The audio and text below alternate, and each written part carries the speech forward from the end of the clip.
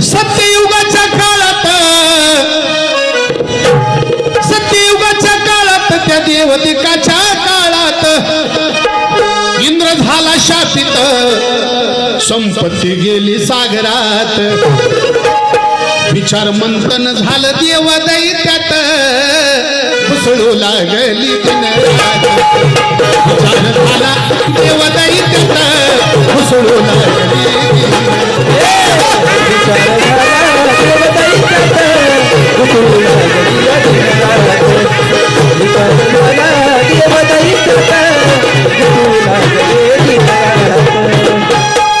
एका ऋषीच्या शापाने इंद्र शापित झाला आणि इंद्र शापित झाल्याच्या नंतर सारी संपत्ती सागरामध्ये बुडाली चारी वेद सागरामध्ये बुडाले इंद्राचे रत्न सागरामध्ये बुडाले आणि इंद्र वेडापिसा होऊन फिरायला लागले काय करावं कळत नव्हतं आणि त्यावेळेला मात्र देवात आणि दैत्यामध्ये युती झाली एकजूट झाली आणि ठरलं समुद्र मंथन करायचं समुद्र घुसळायचा आणि त्या ठिकाणी मोठ्या पर्वताची रवी केली आणि वासुकी सापाची दोरी केली आणि घुसळण सुरू झालं आणि त्या घुसळणामध्ये 14 रत्न बाहेर पडले मदिरा अमृत उच्चश्रवा घोडा धन्वंतरी लक्ष्मी अशी त्यांची नावं आहेत 14 आणि ही सगळं बाहेर पडल्याच्या नंतर सर्व आया बहिणींना विनंती आहे की पाठीमाग स्त्रिया पार रस्त्याला गेल्या जरा पुढं सारा प्रत्येकाने थोडं पुढं सरलं तर जागा पुरेल आणि मग ही 14 रत्न बाहेर पडली आणि त्यावेळेला काय झालेलं आहे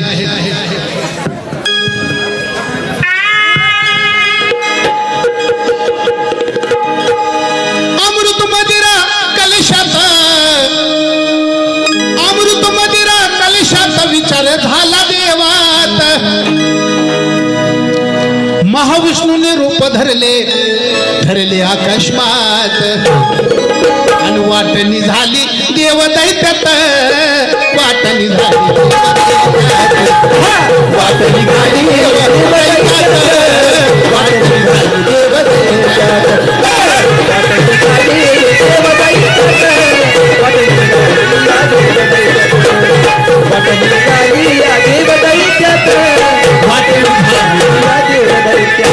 वाटणी देवदैत्यामध्ये झाली विष्णूने मोहिनीचं रूप धारण केलं ते रूप बघितल्यावर शंभू महादेवाला सुद्धा असं वाटलं क्षणभर की ह्या युवती बरोबर आपला विवाह व्हावा आणि तीच मोहिनी पुढे मदालसा नावानं प्रगट झाली शंभू महादेवाच्या इच्छेखातर आणि शंभू महादेव मार्तंड भैरवाचा अवतार घेतला अर्थात जेजुरीचा खंडोबा आपल्या मंदिरातही खंडोबा देवाचं मंदिर आहे सप्तशृंगीचं मंदिर आहे बरीचशी मंदिरं आपल्या या यमाईच्या आजूबाजूला आहेत माईच्या जगदंबेच्या आजूबाजूला आहेत पैकी खंडोबा देव आणि त्यावेळेला त्यांचं लग्न पुढं होतंय ते मार्तंड भैरव या पोथीमध्ये आहे अशा अवस्थेमध्ये आणि अमृत देवाला वाटलं त्या मोहिनीनं नाचायला सुरुवात केली अमृत कलश हातामध्ये घेऊन नाचायला सुरुवात केली आणि नाचतच वाढायला सुरुवात केली चलाकीनं अमृत वाटलं देवाला आणि मदिरा वाटली दैत्याला देवाच्या पंक्तीत 2 राक्षस वेषांतर करून बसले आणि त्यांच्या हातात वाढल्याबरोबर असं प्राशन करता घशाच्या खाली उतरायच्या आत तर एकमेकाला खून केली आणि सुदर्शन चक्राने त्यांची मुंडकी ओढली आणि त्यांचं नाव आहे राहू आणि केतू त्या दोघांचं नाव आहे राहू आणि केतू अशा अवस्थेत आणि मग तिथं आई लक्ष्मी त्या समुद्रात प्रकट झाली उजव्या हातामध्ये कवडी आणि डाव्या हातामध्ये 5 बांगड्या होत्या आणि आई साहेब वरती आल्या आणि विष्णू देवानी त्यांना आपल्याकडे घेतलं इंद्रदेवाने उच्च श्रवा घोडा घेतला काही रत्न वेगवेगळी घेतली दैत्याला मदिरा मिळाली नाही का प्रत्येक अनेक देवानी ते आपापली पसंतीची रत्न वाटून घेतली आणि गुप्त रूपाने माता महालक्ष्मी कोल्हापूर या ठिकाणी राहिली.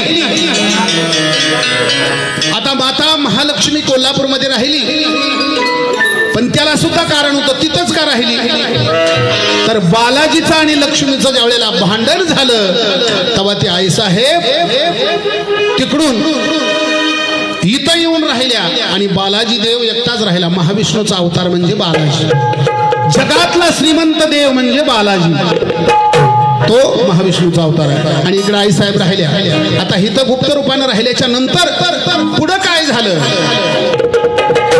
आणि कहर केला महिषासुरान मातला या पार, आणि स्वतःच होऊ लागला इंद्र, युद्ध कराया धावला, चालून गेला इंद्रावर, चालून गेला देवावर, चालून गेला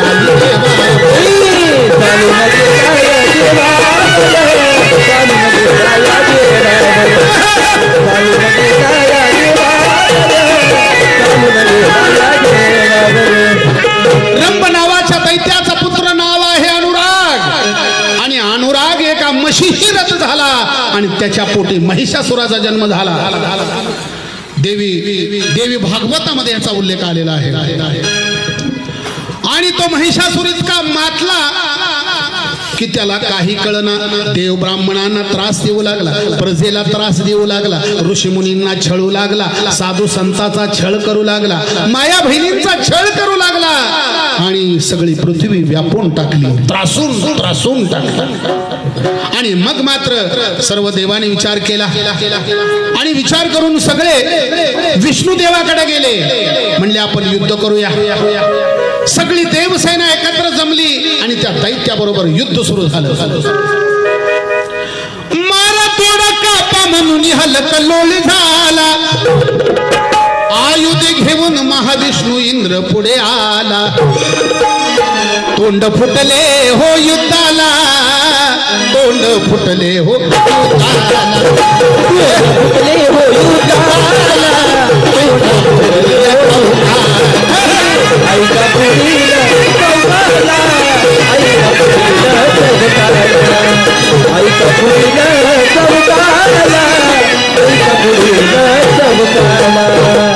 मारा तोडा झोडा कापा अशी आरुळ्या सुरू झाल्या आणि देव आणि दैत्याचं युद्ध सुरू झालं. चांगले देव धारातीर्थी पडू लागले, अमृत पेल्यामुळे परत उठू लागले, परत लढू लागले.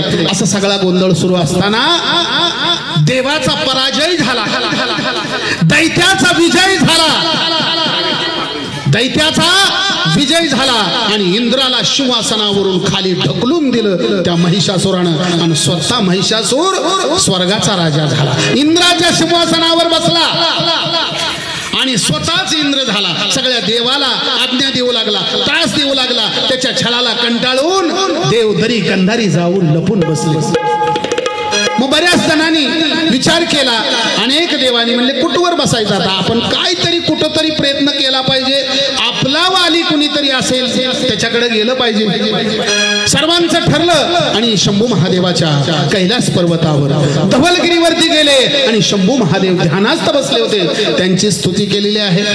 ओम श्री शंकराय नमः, ओम श्री कैलासपते नमः, ओम श्री पार्वतीपते नमः, ओम श्री शांती सागराय नमः, ओम श्री सुखदाताय नमः, ओम श्री विघ्नहर्ताय नमः.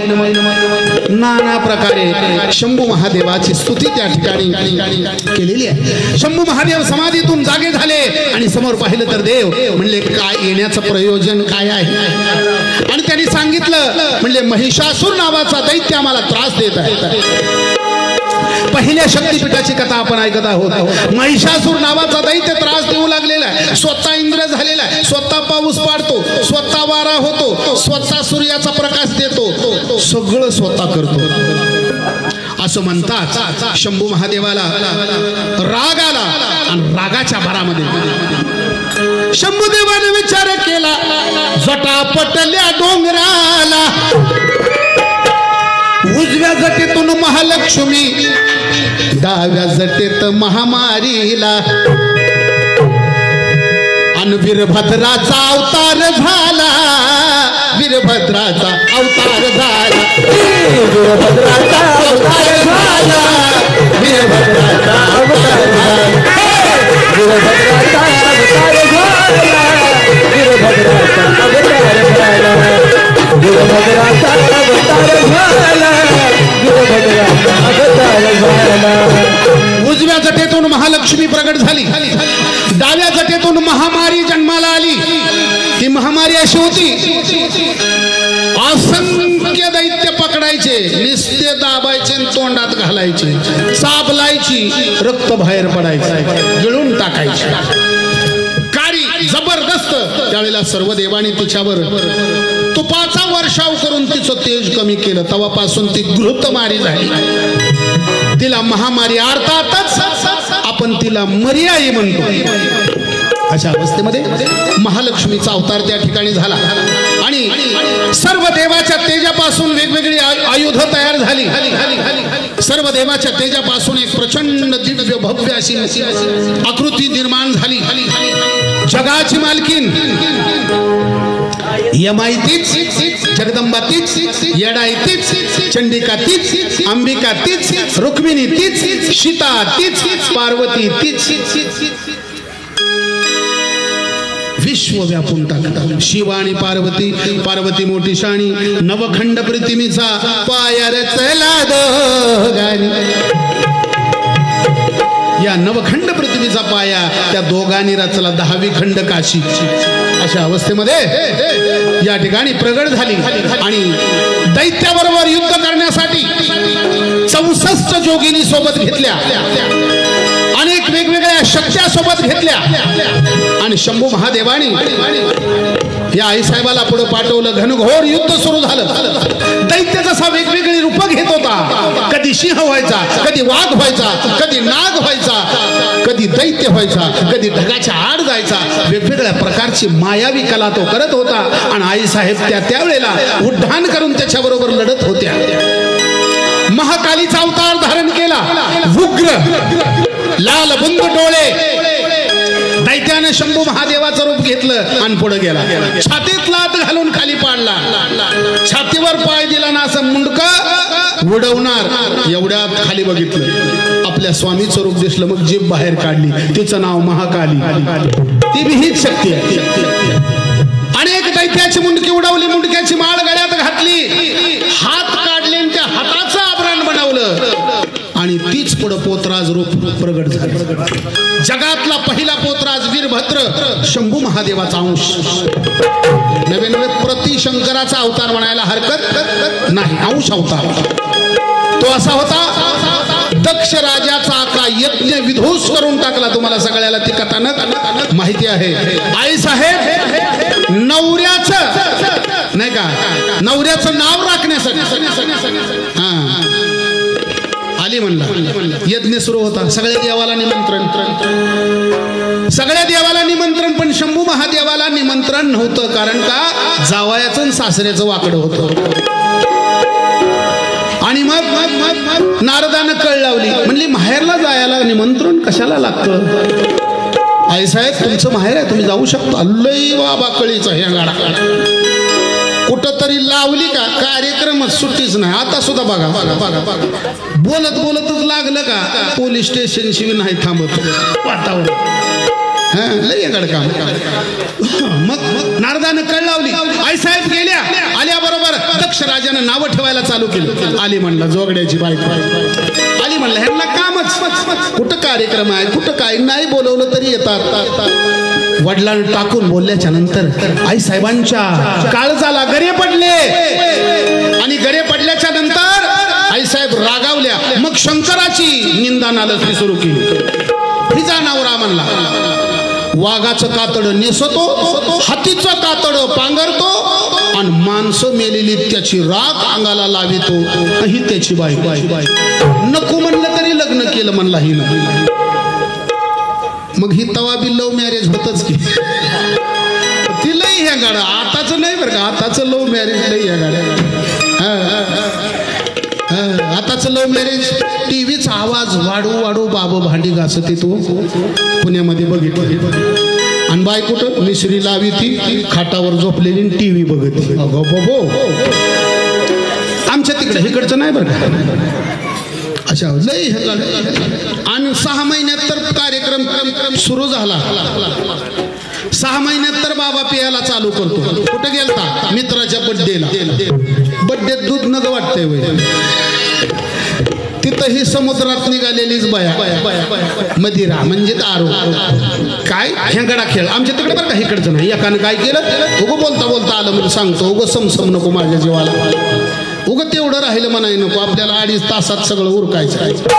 अशा अवस्थेमध्ये एकाने काय केलं खचून पेलं चौकात आलं. कसं म्हणतोय आपल्याला कोणी सरपंच केलं तर गाव बदलून टाकीन. आपल्याला कोणी आमदार केलं तर तालुका बदलून टाकीन. आपल्याला कोणी मंत्री केलं तर राज्य बदलून टाकीन. नवे पंतप्रधान केलं तर देश बदलून टाकीन. बायको संगच होती. कोणी कोणाचा बी मार खातय म्हणून राखायला. बायको संगच होती. म्हणली आव इकडे रात्री म्हणली लुंगी समजून तुम्ही माझं परकर नेसलाव म्हणली तेवढं बदला. मग जग बदलायचं बघू. बापो म्हणला पिटीकोट घातलाय जग पळालं कणगुल्यात लपलं 8 दिवस. आमच्या तिकडे बरं काय करील दारुडे सांगतात. घेतलं नाही बरं का आमच्या तिकडं सांगत. एकानं काय केलं भलतं पेलं सायकल घेतली. आता सायकल चालवा येते का पेल्यावर. आणि नुसतं चला येईन आणि सायकलवर बसले. बसलं ती बसलं आणि उतार होता. आणि उताराने कारभारी सायकल निघाली. गाव जरा खाट्यात होतं आणि गावातनं प्रेत येत होतं. आणि ह्याला काय ब्रेक आहे काय ह्याचा ब्रेक चिपलीचा. चेपल मध्ये घालणार ती बी 3 ठिकाणी तुटलेली. ब्रेक काय लागाना बडत करून येत होतं. गडी उतार येऊन जे निघाला ती नीट मड्यातच घुसला. नीट मड्यातच घुसला. 2 खांदकरी इकडं पडलं 2 इकडं पडलं. ती कळशीवालं जी मोहर शिकाळीवालं होतं ती तर खड्यात पडलं. गाडगं फुटलं. जी लोक जी मारायला लागली ह्याला आता काय कुणी लाथ हाणते कुणी चेपल हाणते. महवाळ उठल्यावनी झालं. लय मारला. कसं म्हणतोय जी पडलंय ती काय बोलतय का म्हणला तुम्ही का मारताव. आता ती पडलंय ती बोलतय होय. ती कसं बोलल. त्याचा कार्यक्रम झालेला होता ती बोलल का. आणि मेल्यावर बोलायचं नाही. काय दारुड्या करील सांगताय. अहो हे तर काहीच नाही. असे रात्र संपल पण ते किस्से संपायचे नाहीत दारुड्याचे. इतके आहेत माझ्याजवळ पण तेवढा वेळ नाही आपल्याकडे. असू द्या थोडक्यात आपलं अशा अवस्थेत कथेला आरंभ होत आहे. आणि या ठिकाणी आदिमाया शक्तीचा अवतार त्या ठिकाणी झाला. जगातला पहिला पोतराज नाव वीरभद्र. आणि त्यांचं आभरण त्यांचं पोशाख बघून आमच्या पोतराज मंडळींनी जे शाक्त झाले जे शक्तीचे भक्त झाले त्याला शाक्त म्हणतात. पांडुरंगाचे भक्त झाले त्यांना वैष्णव म्हणतात. जगदंबेचे भक्त झाले त्याला कुणाला आराधी म्हणतात कुणाला भोपी म्हणतात. वेगवेगळा प्रकार. खंडोबाचे भक्त झाले त्याला वाघोबा म्हणतात मुरळीबाई म्हणतात नाही का. ज्याच्या त्याच्या पंथामध्ये 12.5 पंथात हे सगळ्या गोष्टी वाटून घेतलेल्या आहेत. 12.5 मंत्र सगळ्यांना दिले. अशा अवस्थेमध्ये इकडं उर्वरित कार्यक्रम आपल्या सेवेसाठी आई जगदंबेचं अर्थातच महालक्ष्मीचं मंदिर कोल्हापूर या ठिकाणी आहे. कोल्हासूर नावाच्या दैत्याचा वध करून ही महिषासुर मर्दिनी या महिषासुराचा घात केला. सगळ्याच्या समक्ष त्याचं शिर उडवलं आणि शिर उडवून आईसाहेब त्या ठिकाणी बसल्या. रंकाळ तळ्यामध्ये खडक धुतलं आणि ती अवतार आजही आपल्याला बघायला मिळतो. वेगवेगळी आयुध हातामध्ये घेऊन पश्चिमेकडे तोंड करून आईसाहेब त्या ठिकाणी बसलेले आहेत. हेमाडपंथी मंदिर आहे. दर्शनाचा स्वास्तिक आकार आहे आणि भक्ताच्या मनकामना पूर्ण करण्यासाठी यमाई जगदंबा वेगवेगळी नावं वेगवेगळी रूप नाही का.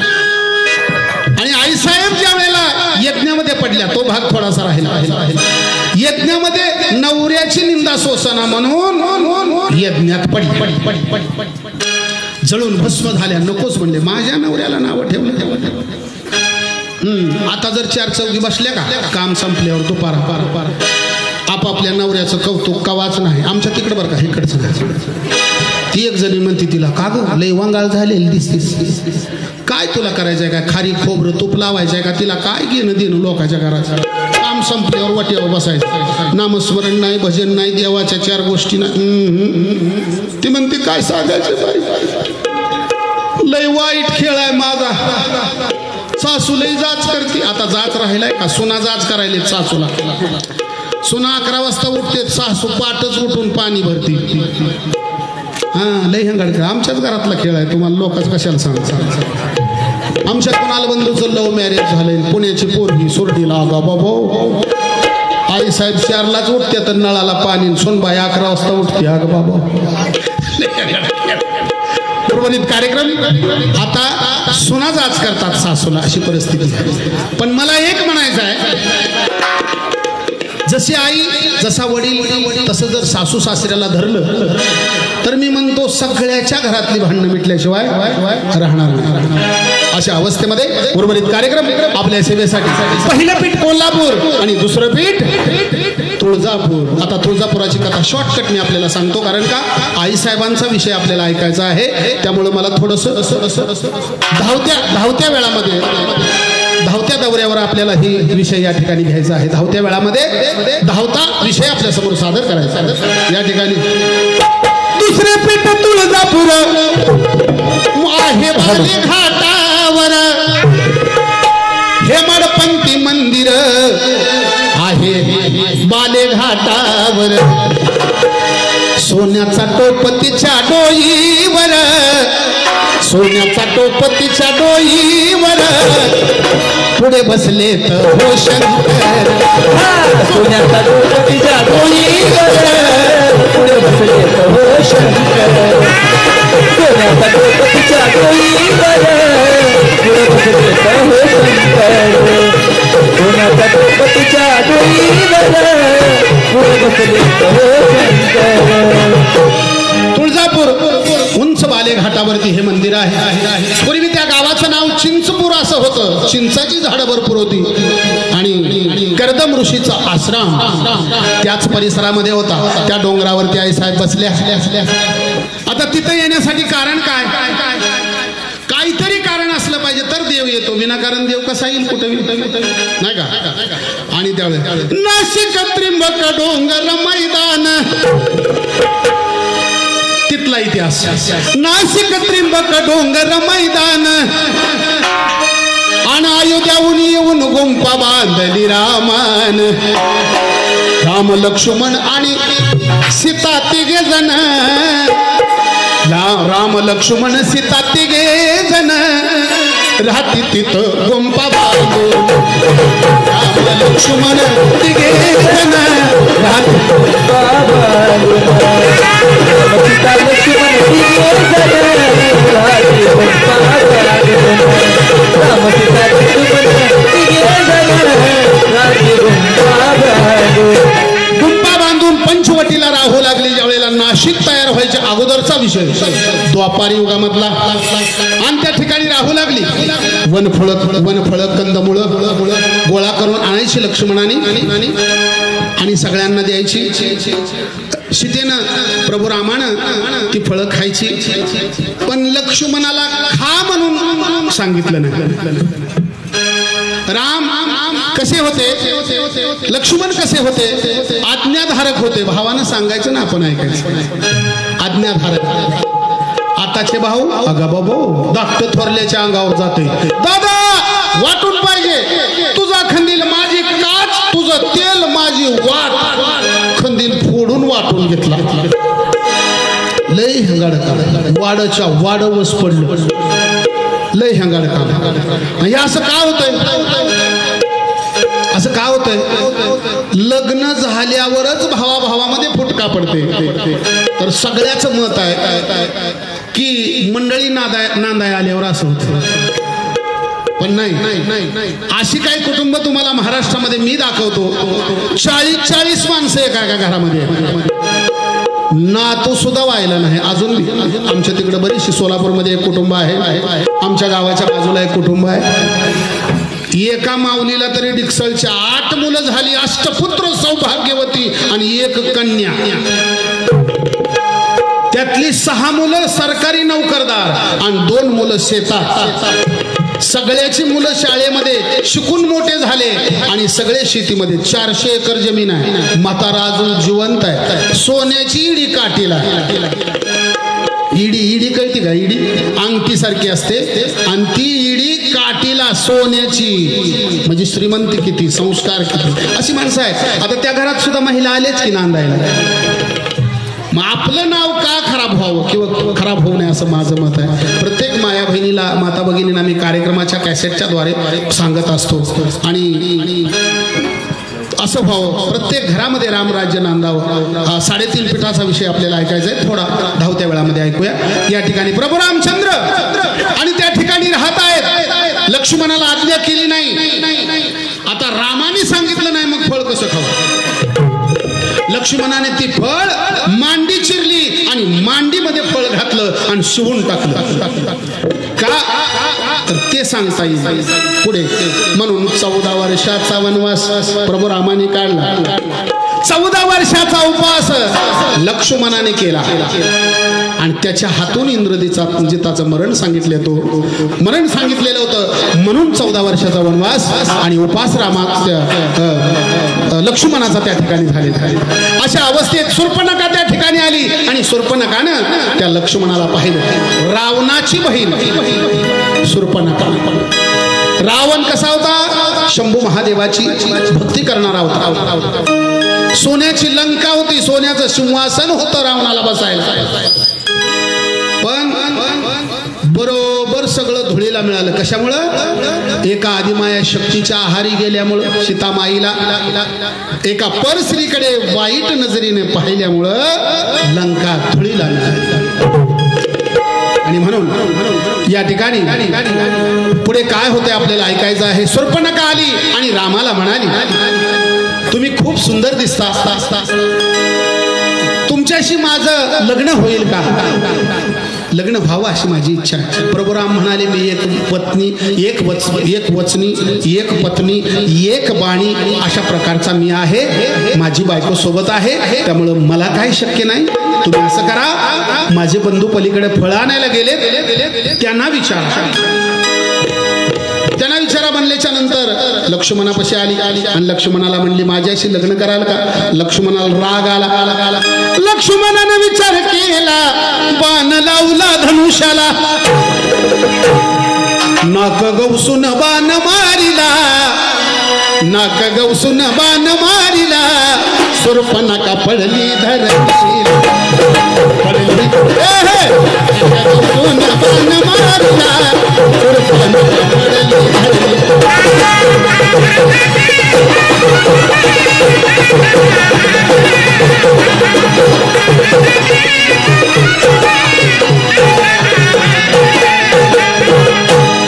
नाक गवसून बाण मारला, नाकच छाटलं, रक्त बंबाळ झाली आणि नाक असं मुठीत धरून लंकेकडे पळाली. जिथे बाण मारला, नाक कापलं, त्या ठिकाणी नाशिक नावाचं तीर्थक्षेत्र निर्माण झालं. त्या ठिकाणी कुंभमेळा 12 वर्षात एकदा असतो ते. आणि मग तिथून पुढे रावणाला तिने सांगितलं, 2 पुरुष आहेत, त्यांनी माझी अशी विटंबना केली आणि त्यांच्या सोबत एक खूप सुंदर स्त्री आहे, हे सांगायला विसरली नाही. आता खूप सुंदर स्त्री म्हणल्यावर रावण गप्प बसतंय का? 80,000 बायका होत्या बाबाला, 80,000 बायका, 1,00,000 मुलं, 1,25,000 नातुंड. लय ह्या गाडा खेळ. काही चांदीची घरं होती, काही सोन्याची घरं होती, काही रुपयाची घरं होती. आमदारकीला जर उभा राहिला असता तर निवडून आला असता, इतकं मतदान घरात. पण सगळा कार्यक्रम बहिणीनं मावळला, वाया घालवलं सगळं. आणि सांगितल्याबरोबर रावणानं विचार केला, रावण गोसावी झाला, गोसावी होऊन गुंफेवरी आला, भिक्षा मागतो सीतामाईला, भिक्षा मागतो सीतामाईला, सीतामाई वाडी गोसाव्याला, भिक्षा मागतो सीतामाईला, गोसाव्याला वाढायला.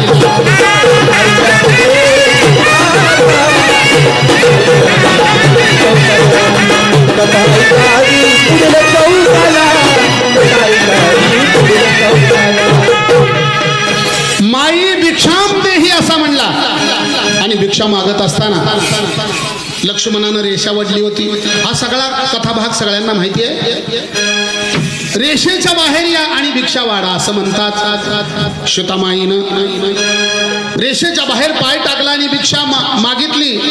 ताबडतोब त्या रावणानं सीतामाईला उचलून खांद्यावर घेतलं आणि आकाश मार्गाने विमानामध्ये बसला आणि आकाश मार्गाने लंकेकडे चालले. सीतामाईनं दागदागिने काढले. प्रभू रामाला खून म्हणून ती टाकू लागली. अंगावरची ओढणी टाकली, वेगवेगळे दागिने टाकले. हा भाग. आणि त्यानंतर प्रभू रामचंद्र ज्या वेळेला महागारी आला, मारीच्या दैत्याचा वध केल्यानंतर, सुवर्ण मृगाचा वध केल्याच्या नंतर प्रभू रामचंद्र महागारी आले आणि पाहतात तर सीतामाई नाही. सीतामाई नाही म्हणल्याच्या नंतर प्रभुराम रडायला लागले. झाडे झुडपं कवटाळू लागले, दगड कवटाळू लागले. सीते सीते म्हणून मोठ्याने आरोळ्या मारून रडायला लागले. आणि त्यावेळेला शिव पार्वती वरून बघू लागले. पार्वती शंकराला म्हणते, हो तुम्ही कुणाचं ध्यान करता? तुम्ही देवादिदेव महादेव असता, कुणाचे ध्यान करता? त्यांनी सांगितलं, माझे देव प्रभू रामचंद्र आहेत, माझा देव राम आहे. अहो तुमचा राम स्त्री वेडा होऊन, बाईल वेडा होऊन मृत्यू लोकामध्ये फिरू लागलेला आहे. दगडाला झाडाला कवटाळतो आहे. आता त्याला एका क्षणात फसवून येते असं म्हणतात. त्यावेळेला शंभू महादेव म्हणाले, माझा राम कधीच फसणार नाही, कुठल्या मायेला बळी पडणार नाही, कुठल्या अभिलाषेला बळी पडणार नाही. माझ्या रामाला कुठलीही अभिलाषा नाही, तू प्रयत्न कर असं म्हणतात. पार्वतीनं विचार केला, सीतेचं रूप घेऊन पृथ्वीला येऊन आडवी गेली चालून. हाक मारली राघव म्हणून, हाक मारली राघव म्हणून, हाक मारली राघव म्हणून, हाक मारली राघव म्हणून.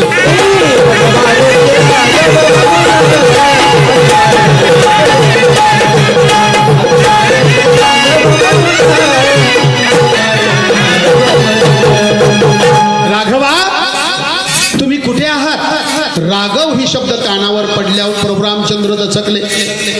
त्यांनी पाहिलं तर समोरून एक सुंदर अशी स्त्री येत आहे, पण ती सीतेच्या रूपामध्ये आहे. डोळे झाकले. परस्त्रीचा चेहरा सुद्धा बघायचा नाही असं तत्व रामाचं होतं. डोळे झाकले आणि समोरून आली कोण हे पाहिलं. आणि त्यावेळेला प्रभुराम काय म्हणाले, रामाने विचार केला, काही बोलतो आईला, ये माये तू कालीस माझ्या भेटीला. काय म्हणला, ये माये तू कालीस माझ्या भेटीला. आणि ये माई म्हणता लाजली मनाला, ये माई म्हणताना, ये माई म्हणता लाजली मनाला,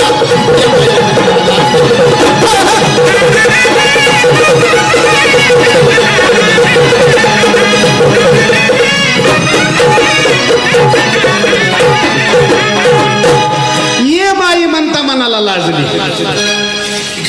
ये माई म्हणता मनाला लाजली म्हणून यमाई झाली. तिला आपण जगदंबा म्हणतो. सगळ्यात पहिलं रामाच्या मुखातून ये माये असं नाव आलं म्हणून यमाई झाली. पुढे सुद्रीक दैत्याचा वध करून स्वयंभू मूर्ती जमिनीमधनं प्रगटलेली आहे. ती कुणी बसवलेली नाही, कुणी स्थापन केलेली नाही, कुण्या पात्रुडानं घडवलेली नाही, कुण्या कारागिनानं बनवलेली नाही.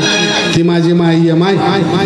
यमाई जितकंच महत्व काशीला आहे, जितकंच महत्व पंढरपूरला आहे, तुळजापूर 3.5 पीठाला जितकं महत्व आहे, तितकंच महत्व माझ्या राशींच्या यमाईला, राशींच्या जगदंबेला आहे. अशा अवस्थेमध्ये यमाई म्हणता यमाई, ये माये म्हणता यमाई झाली. आता रामानं आपल्याला ओळखलंय. तिच्या लक्षात आलं, पण पुन्हा अजून रामाची परीक्षा घ्यायची ठरवलं. मग मात्र अकराळ विक्राळ वेडीचं रूप धारण केलं. कपडे फाटलेले, जटा सुटलेल्या, शेंदूर भासलेला, जीभ बाहेर काढली, मोठे मोठे डोळे करून त्याच्या पुढे गेली. मला भीती दाखवू नकोस, मी तुला ओळखले. आई तू वेडी आहेस म्हणून येडाई झाली यरमाळ्यात, म्हणून यरमाळ्यात येडाई झाली. तरी सुद्धा खात्री पटाना रामानं आपल्याला ओळखले.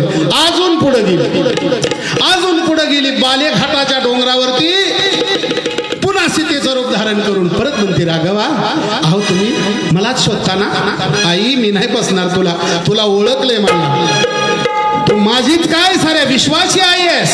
आणि मग मात्र खरं रूप धारण केलं, घाटशिळेवरती बसली आणि लंकेला जाण्याचा मार्ग बोटाने दाखवला. आणि मग राम लक्ष्मण लंकेला गेले, रावणाबरोबर युद्ध झालं वगैरे वगैरे, ही रामायणामध्ये कथा आलेली आहे. पण त्या ठिकाणी आईसाहेबांची स्थापना झाली. कर्दम नावाचे ऋषी, त्यांच्या पत्नीचं नाव आहे अनुभूती. फार देखणी, फार सुंदर होती. आणि त्यावेळेला तिला एका कुकर नावाच्या दैत्यानं पाहिलेलं होतं. आणि त्याला वाटायचं काय देव बी म्हणला, कसं जोड्या लावतात लोक, काय ते आई बापाला कळतंय का म्हणला. तो गोसावडा, त्याच्यापाशी राहायला जागा नाही, डोईवर छप्पर नाही, खायला अन्न नाही, कंदमुळं वनफळं खाणारी माणसं, आणि इतकी देखणी, इतकी सुंदर, इतकी सुंदर स्त्री कुणी याला दिली. ती तिथं शोभत नाही म्हणला, आपल्याकडे शोभ, आपल्याकडे सोनं नाणं आहे, सोन्याचा पलंग, सगळ्या गोष्टी आहेत, मोती पोळे माणिक सगळ्या गोष्टी आहेत, असं त्याला वाटलं. पण ती एक महापतिव्रता होती. पतिव्रता होण्यासाठी जंगलात जावं लागत नाही, तपस्या करावी लागत नाही, कुठल्या देवाला जायची गरज नाही. पतीची सेवा ही ईश्वराची सेवा. पतीची सेवा म्हणजे चहाच्या पतीची नव्हे. कार्यक्रमात एका बाईनं ऐकलं, पुण्यात पतीची सेवा करा म्हणल्यावर म्हणली उद्यापासून करते बाय. आणि चालूच केलं पतीची सेवा. वर्षाला गाठत आलं. पुन्हा नवरात्रात तेच कार्यक्रम होता माझा. कार्यक्रम होता, नवऱ्याला म्हणले आव मनोज भाऊला चा प्यायला बोलवून आला म्हणले. त्यांच्यामुळं माझ्यात लय परिवर्तन झालंय म्हणली. वर्ष झालं मी पतीची सेवा करते. दादाला एक बार चा पाजू द्या म्हणजे मला. मग मी काय म्हणलं, बाबा कार्यक्रम संपल्यावर येतो, रात्रीच्या 2 वाजू द्या, तुमच्याकडे चहा पिणं ही मी वचन देतो तुम्हाला. कारण का मी लोकाच्यात कामाला आलेलो आहे. मी जर असा चहा पेत 12 वाजतो हिंडलो, लोक मला लावतील का कार्यक्रमाला? अगोदर कार्यक्रम करू द्या मग येतो. ठरलं. कार्यक्रम संपला आणि गेलो. बाईनं उदबत्ती लावली रात्री 12ला. आणि पती महादेवाऱ्यात करतील. नवऱ्याला म्हणते तिच्या तू जाईल जरा तिकडे थोबाड करा. पती तिकडे आता पाय. मी म्हणलं उगो तर आलो च्या पियाला. बाई नवऱ्याची किंमत करी ना. आणि मग पुन्हा काय झालं, मुदामच विचारला. आता आमचं काय कामच आहे, नुसती सांद गौस्तोर. म्हणलं आई साहेब अहो मला कशाला आई म्हणता? म्हणले माझ्या भावासारखं. म्हणलं ताई तुम्ही कशाची पूजा करता? ती म्हणली तुम्हीच सांगितलंय की कॅसेटमध्ये पतीची सेवा करत जा. वरीच झालं म्हणली टोटल एक पतीची सेवा करते. पतीची सेवा मी डोकावून बघितलं, तिथं टाटाटीचा पुडा होता पतीचा. चहाची पती नमः. इतकं इडं पण असतं काय? म्हणलं हे नाही, म्हणले हे नाही वय म्हणली. ती मरणाचं ढोशीत कुत्रीच्या आईवणी मारित म्हणली. आता काय बोलायच्या आधी मी अर्धा च्या पेलून अर्धा ठोला लगेच उठलो. म्हणलं आता ह्याची भाजणं लागतात, मार आपण खाऊ नको आहे म्हणलं. हे पती असं नाही. पती म्हणजे परमेश्वर, ईश्वराचा दर्जा. पतिव्रतेला दुसरा देव नाही. अशा अवस्थेत नेम कसा असावा, त्या अनुभूतीचा नेम कसा होता? सकाळच्या बाई पारी पती जन्माला जावा, नित्य घडपतीची सेवा, आयव मरण मला यावा, आयव मरण मला यावा, आयव मरण मला यावा, आयव मरण मला यावा, आयव मरण मला यावा, आयव मरण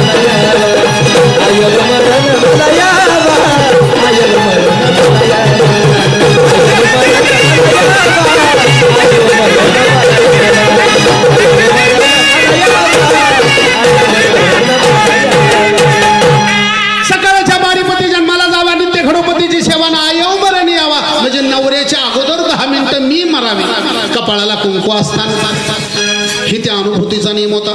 आता कोणी म्हणेल का येऊ मरण मला यावा का बाबा गप्प बसत नाही. पहिल्या मासिकाला दुसरं लग्न करते लय हे गाड काम हो म्हणणार लेकरा बाळाच्या भाकरीची अडचण हो माझी बी अडचण तेवढ्यावर बघताय काय लय ह्या गाडा खेळ आमच्या तिकडे बरं का इकडचं आणि हितलं तर अजिबातच नाही. लोक म्हणतील कशाला आणला होता म्हणून भडकवा एवढं कथान कीर्तन सोन्यासारखं असतं हे बाबा कशाला आणला होता सारं दुसरंच काही सांगत होता. हितलं नाही आमच्या तिकडलं सांगतो. अशा अवस्थेमध्ये त्या ठिकाणी आदिमाया शक्ती कशी प्रगट झाली हा विषय आपल्या समोर सादर होत आहे. अनुभूती अति सुंदर होती आणि दैत्याने काय केलेलं आहे कुकर दैत्याने विचार केला धावून गेली अशा वेळेला ऋषी आश्रम पेटवला त्रास देऊ लागला विष्ठा टाकली यज्ञ कुंडाला विष्ठा टाकली यज्ञ कुंडाला त्रास देतो गाई ब्राह्मणाला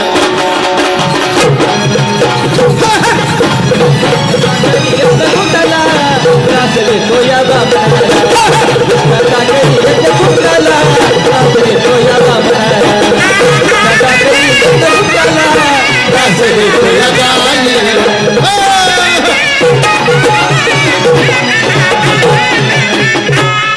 यज्ञामध्ये विष्ठा टाकली गायी कापल्या गायीचं मांस यज्ञामध्ये टाकलं भक्षण केलं आणि विध्वंस अशा अवस्थेत आई साहेबांनी त्यावेळेला अनुभूती रडायला लागली.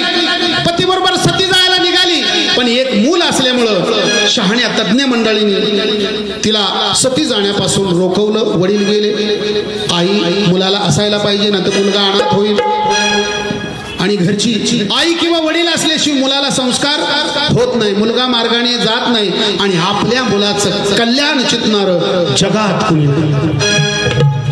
एक आई आणि बाबा. बघा मुलगा जर बाहेर कुठे गेला यायला उशीर झाला बायको खचून जेवती आमच्या तिकडे बरं का इकडचं नाही हातापायाला लावून टरा टरा घोरती आणि म्हातारी सारखी जागी खिडकीतनं बघणार पुन्हा येऊन झोपणार पुन्हा अजून उठणार थोडी टीव्ही लावणार पुन्हा अजून उठणार दारातनं बघणार जेव्हा पोरगा येईल तो म्हणते बाळा पहिला आवाज दिल्याबरोबर तो आवाज कुणाला देतोय बायकोला ऐकलं का आम्ही आलोय उठा बायको झोपलेले आई उठली म्हणली बाळा तू आलायस आईनं दार उघडलं आत घेतलं आणि पहिला शब्द विचारला म्हणले जेवलास हो ग आई जेवलो पण थोडा उशीर झाला लवकर येत जा पुन्हा झोपली. हे फक्त आईच करू शकते तरी माणसं म्हणतात आईला काहीच कळत नाही आईला कसं काय कळत नाही. अशा अवस्थेत कथेचा भाग थोडासा पुढे आणि मग इकडं कुकर दैत्याला तिची वार्ता कळाली नवराई मरण पावला आता तर आपल्याला मोकळं झालं म्हणले रान ताबडतोब आता तिला जाऊन उचलून आणणार म्हणून दैत्य धावून आला आणि ती साध्वी तपाला बसली तपस्या सुरू झाली आणि आणखीन तेजस्वी दिसत आहे आणि मग मात्र दैत्य चालून त्या ठिकाणी गेला. चालून गेल्याच्या नंतर कुकर दैत्याने विचार केला धरलं तिच्या केसाला वडीत निहू लागला आपल्या वाड्याला वाईट वाटले अनुभूतीला हाका मारती या जगदंबे वाईट वाटले अनुभूतीला हाका मारती या जगदंबे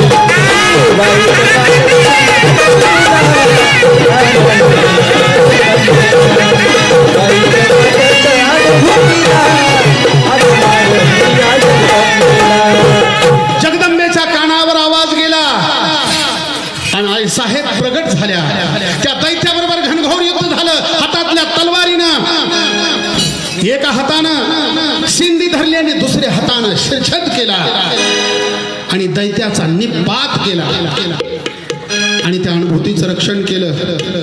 आणि अनुभूतीला म्हणाली काय हवं ते मग तेव्हा ती म्हणाली आई मला काय नको फक्त तू माझ्यापाशी राहावी. आताचा माणूस देव प्रसन्न झाल्यावर काय मागेल, काही मागेल, मला हे दे, मला ते दे, काही मोठी लिस्ट, गाडी, बंगला, शेती. पण अनुभूती म्हणाली, आई तू माझ्यापाशी राहावंस, एवढंच म्हणणं आहे. आणि म्हणून त्या ठिकाणी राहिली. नवरात्रीला यात्रा भरते, नाव आहे तुळजापूर, देवीचं नाव तुळजा भवानी, या नावाने त्या ठिकाणी राहिली. आता तिसरं पीठ माहूर, इथला थोडासा विषय आपल्याला ऐकायचा आहे आणि लगेच पुढे जाऊया. तिसरं पीठ माहूर, उंच डोंगरावर, नाव रेणुका सत्वर, नाव रेणुका सत्वर, भक्त लोळती चरणावर, भक्त लोळती चरणावर, नवसाला पावती सत्वर, भक्त लोळती चरणावर, नवसाला पावती सत्वर.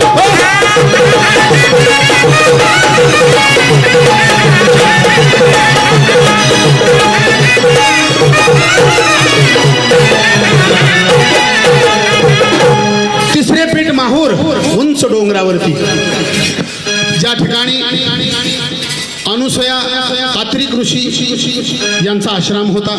गुरुदेव दत्ताचा जन्म त्याच स्थळातला. आणि त्या ठिकाणी हे रेणुका माता कशी आली, ही एक कथा थोडीशी आपल्याला ऐकायची आहे. जंजमदाग्नी नाव सत्वर, आणि रेणुका अति सुंदर, रेणुक राजाची कन्या आहे रूपवान सुंदर. कृच्छिक मुनी आणि सत्यवती यांच्या पोटी जमदाग्नीचा अवतार झाला. आणि जमदाग्नीनं एका सुंदर स्त्रीचे नाव लग्न केलं, तिचं नाव आहे रेणुका. रेणू राजा आणि भोगावती यांच्या पोटी रेणुकेचा अवतार झाला. आणि जमदाग्नीशी लग्न झालं. आणि लग्न झालं अति सुंदर, जमदाग्नीला तिनं घातला हार. अति सुंदर, जमदाग्नीला तिनं घातला हार.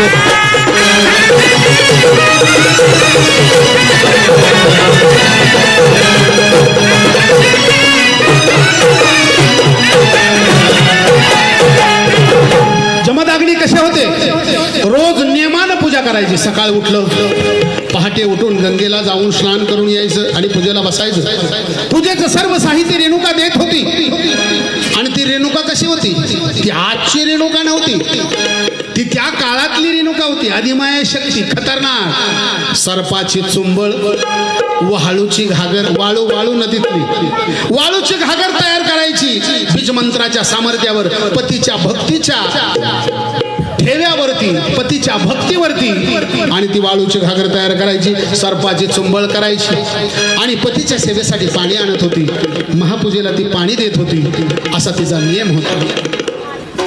आणि एक दिवस काय झालं, एक दिवस एक गंधर्व आपल्या स्त्री बरोबर स्नान करण्यासाठी गंगेवर आलेला होता.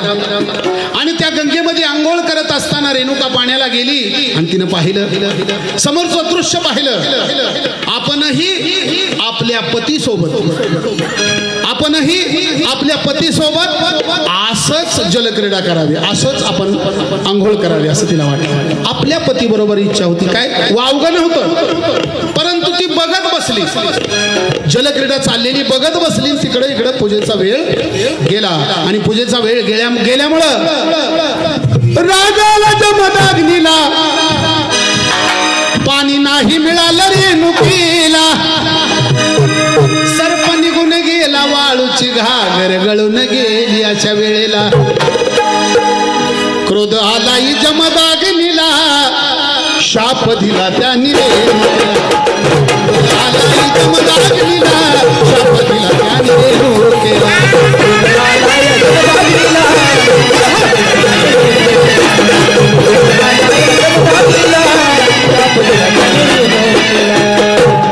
जमदाग्नीला राग आला आणि रागाच्या भरात शाप दिला.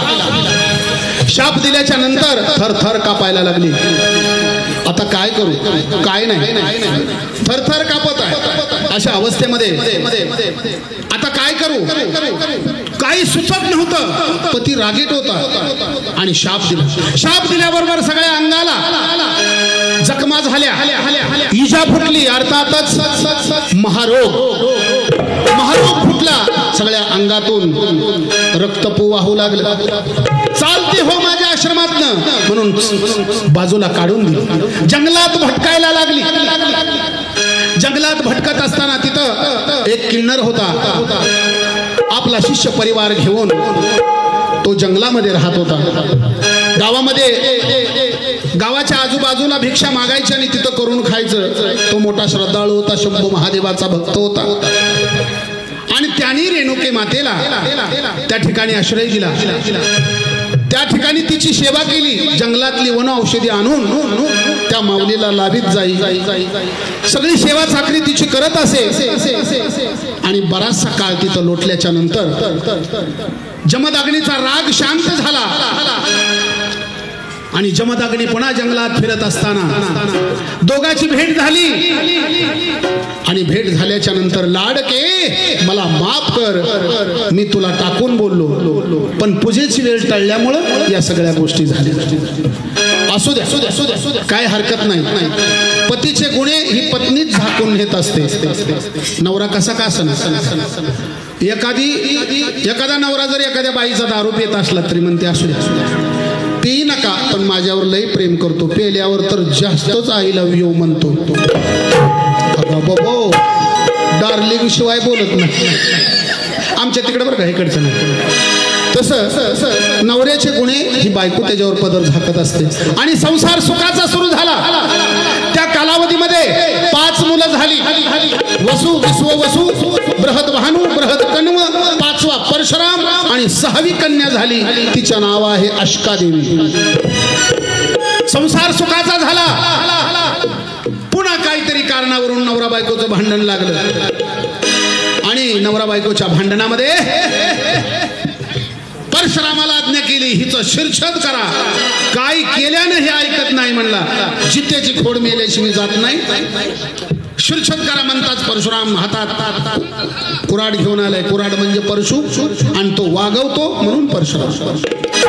दशावतारामधला एक आणि धावत आला आणि सांगितलं हिचा शिरछेद करा. रेणुकेचा शिरछेद केला, कशाचाही विचार न करता. शिरदंड वेगळं केलं बापाच्या आज्ञेने. वडिलाचा राग शांत झाला. परशुरामाला जवळ घेतलं म्हणले, बाबा तू माझं ऐकलंस, धन्य धन्यवाद, धन्य धन्य तू माझा पुत्र शोधतोस. म्हणले काय हवाय तुला, काय पाहिजे. मग त्यांनी सांगितलं, म्हणले मला काही नको, मला जर तुम्हाला खरंच द्यायचं असेल तर वचन द्या. पूर्वी वचनाला किंमत होती. जान जाय पर वचन न जाय. लबाड बोललं जात नव्हतं. खोटं बोलण्याची हिंमत माणसाची नव्हती सत्ययुगामध्ये. सत्ययुग म्हणजे काय, हजारो वर्षाचं माणसाला आयुष्य होतं. 100 वर्ष लेकरू दूध पित होतं आईला. किती, 100 वर्ष लेकरू आईला दूध पित होतं. हजारो वर्षाचं आयुष्य होतं. त्याचं नाव सत्ययुग. सगळ्या गोष्टी सत्य. असंख्य माता भगिनी नव्हे, त्या ठिकाणी महापतिव्रता स्त्रिया प्रत्येक घरामध्ये होत्या. त्याचं नाव सत्ययुग. आणि अशा अवस्थेमध्ये इकडं कथेचा भाग आपल्याला ऐकायचा आहे. काय हवं ते माग म्हणल्याच्या नंतर वचन घेतलं आणि सांगितलं, म्हणले माझे 4 भावंड शाप देऊन भस्म केले होते. माझे 4 भावंड आणि ही माता होती तशी करून द्या. आता सोपी गोष्ट आहे काही. मृत्यू झालाही झाला. शिरदंड वेगळं झालं. शिर इतकं उंच गेलं होतं की ते कोणाला सापडलंच नाही. खूप शोध केला तरी सापडलं नाही. तरी सुद्धा जमदाग्नी म्हणाले, शिर आणा, ताबडतोब उठवून देतो. कारण का त्या काळातले साधू पुरुषही तसे होते. शक्तिशाली, संजीवनी बीज मंत्र असणारे खतरनाक माणसं होती. त्या काळातल्या स्त्रिया सुद्धा तशाच होत्या. चुकून जर एखाद्यानं वाकड्या नजरेनं बघितलं, परक्याची स्त्री रस्त्याने चाललेली, आपल्याला काही गरज नाही तिला बघण्याची. जर कोणी चुकून बघितलं तर ती माऊली म्हणायची, भीत तांदळा होशी. मला पाहतोस वाकड्या नजरेने भी तांदळावशी शाप दिला की माणूस भी तांदळात झाला पाहिजे ही सत्यता आहे. इतकी ताकद त्या शापामध्ये सुद्धा होती आणि आशीर्वादामध्ये ताकद होती. आता तर लय ह्या गाडा खेळ मोबाईलमुळे लयच खेळ झाला. आमच्या तिकडे बघा इकडचं काय मोबाईलमुळे लयच ह्या गाडा काय बी या लागलं त्या मोबाईलवरती अशा अवस्थेमध्ये. आणि कसं उठवावं म्हणून एक मांगाची बाई त्या ठिकाणी गौऱ्याचत होती. तिचा शिरछेद केला आणि तिचं शिर आई रेणुकेला बसवलं. तेव्हापासून मातंगी आई नाव पावलं. तुळजापूरमध्ये आई साहेबाच्या डाव्या बाजूला मातंगीचं मंदिर आहे. मातंग कुंड त्याच ठिकाणी स्थापन झाला आणि तिथं त्याची पूजा अर्चा लोक करतात. तिथं ती पुरावा आहे. अशा अवस्थेमध्ये आणि रेणुका उठली उठून बसली. संसार सुखाचा झाला. काही दिवसाने शस्त्र अर्जुन त्या जंगलामध्ये आला आणि त्यांनी काहीतरी खायला मिळावं म्हणून आश्रमात गेला. आता 2000 सैन्य शिकार करण्यासाठी सोबत आलं होतं. आता त्यांना अन्न पुरवायचं कुठून. आता ह्या ऋषी मंडळीकडे तेवढं असतं का. तरी सुद्धा जमदग्नी ऋषी म्हणाले तुम्ही नदीला जाऊन आंघोळ करा. आंघोळ करून येईपर्यंत तुम्हाला इच्छा भोजन देतो. आणि मग कामधेनू नावाची गाय इंद्राने दिली होती या जमदग्नीला आणि कामधेनूच्या माध्यमातून स्वयंपाक त्या ठिकाणी मागवला गेला. तेवढी लोक जेवली तरी स्वयंपाक शिल्लक होता. तिचं नाव कामधेनू. आणि मग त्या शस्त्र अर्जुन का म्हणलं त्याला 1000 हात होते म्हणून त्याला शस्त्र अर्जुन म्हटलं. आणि 1000 हत्तीचं बळ त्याला होतं. आणि त्यांनी विचार केला आणि जमदग्नीला सांगितलं म्हणले ही गाय तुम्हाला काय करायची आहे. मी राजा आहे माझ्याकडे प्रजा आहे माझ्याकडे भरपूर लोक आहेत. या गायीच्या माध्यमातून अख्खी नगरी सुखी होऊ शकते. ही मला देऊन टाका. जमदग्नी म्हणाले मला इंद्रानं दिली मी कशी तुम्हाला देणार. गायीच्या ऐवजी दुसरं काहीतरी मागा. नाही मला गायीच पाहिजे. नानू झालं दोघाची धरपकड झाली आणि शस्त्र अर्जुनानं धक्का देऊन जमदग्नीला बाजूला पाडलं आणि ती गाय सोडली आणि जबरदस्तीनं गाय घेऊन चालली. जमदग्नीनं विचार केला आडवू लागला अर्जुनाला. त्या शस्त्र अर्जुनाला अडवू लागला. तलवार घेऊन शिरछेद केला. बाण मारिले रेणुकेला. शस्त्र अर्जुन पुढे चालला. बाण मारिला रेणुकेला. अर्जुन पुढे चालला.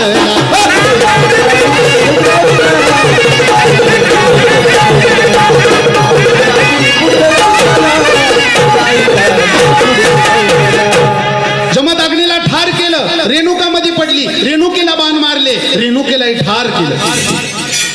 आणि पुढे निघालेला पुढे जात असताना परशुराम धावत आला आणि त्यांनी बघितलं. म्हणले कुणी केलंय कुणी केलं असं. कुणाची हिंमत झाली माझ्या आईला बाबाला मारण्याची आणि कामधेनूला घेऊन जाण्याची.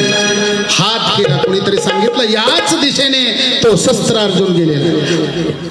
धावत गेला परशुराम आणि वाऱ्याच्या वेगानं जाऊन त्या शस्त्र अर्जुनाला धरलेला आहे.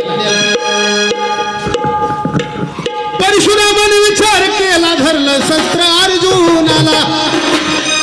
हातामध्ये परशु घेऊन ठोकाचं मारीला. पाडीला त्याला धरणीला. पाडीला त्याला धरणीला.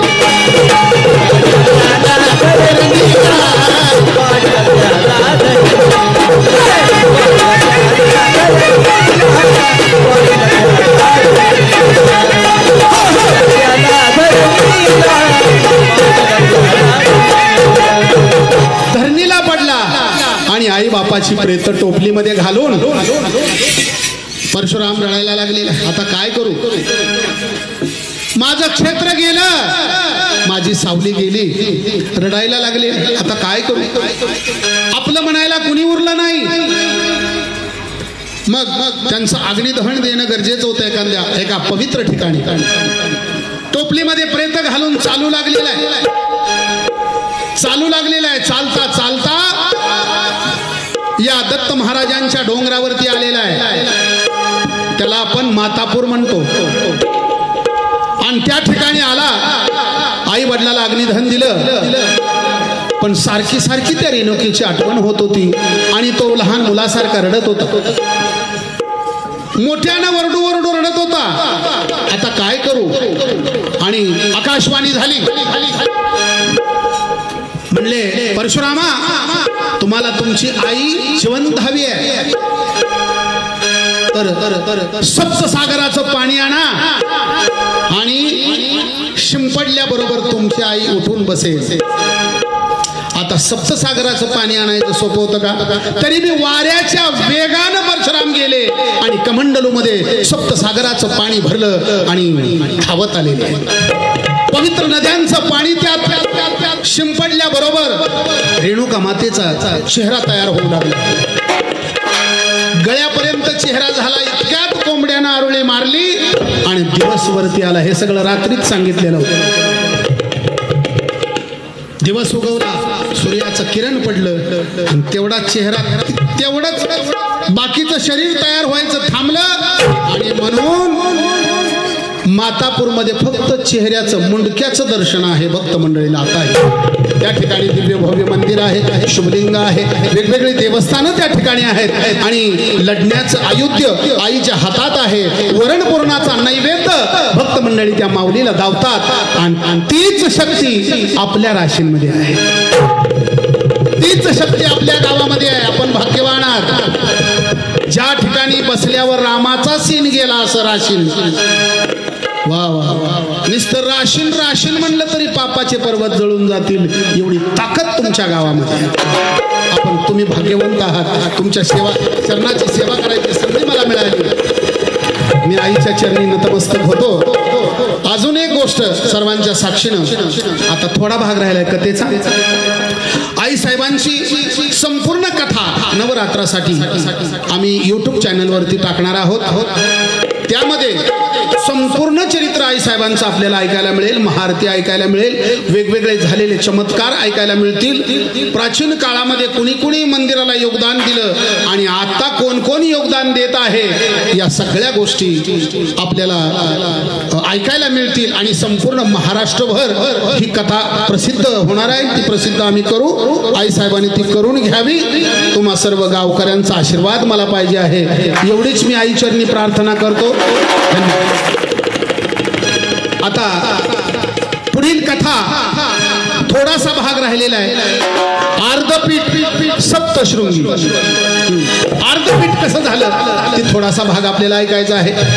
या ठिकाणी नाशिक जिल्ह्यामध्ये वणी नावाचं गाव आहे आणि त्या ठिकाणी आई सप्तशृंगीचं मंदिर आहे. सप्तशृंगी त्या ठिकाणी अवतरली. त्याचं कारण होतं रामरायाचं रक्षण आणि नवनाताला विद्यादान करण्यासाठी, विद्या निर्माण करण्यासाठी, आशीर्वाद यासाठी आई साहेब सप्तशृंगीच्या डोंगरावरती प्रगटल्या. 18 भुज उंची, 18 भुज मूर्ती, सर्व लढायचं जे साहित्य आहे हातामध्ये ते सगळं कमंडलू, पानपात्र, बाणधनुष्य, सगळ्या गोष्टी हातामध्ये घेतल्या.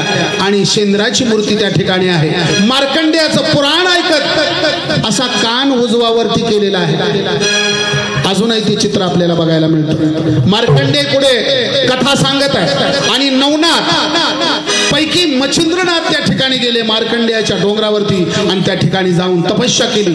52 वीर प्रसन्न करून घेतले आणि साबरी देवी नावाची देवी प्रसन्न करून घेतली. आणि त्या ठिकाणी गोरक्ष किमयागिरी प्रवह नावाचा ग्रंथ तयार झाला. त्याच्यामध्ये 7000 मंत्र आहेत.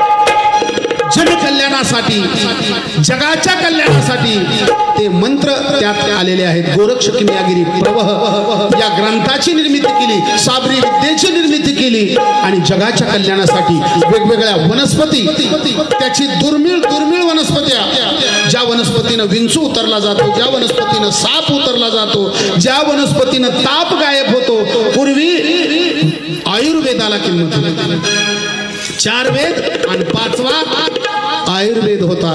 आणि त्या वनस्पतीच्या योगाने आजही वनस्पतीची ताकद आहे. पण माणसं तिकडे वळत नाहीत, डॉक्टरकडे जाते.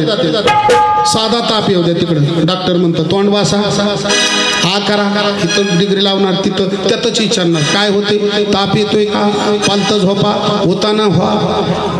ते निवृत्ती महाराजांना जमतंय, लय भारी, मला काय जमत नाही, लय हंगाडा खेळ.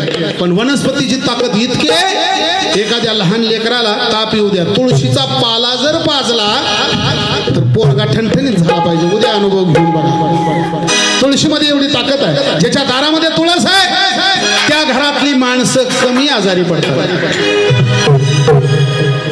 आरोग्याला तुळस उत्तम आहे.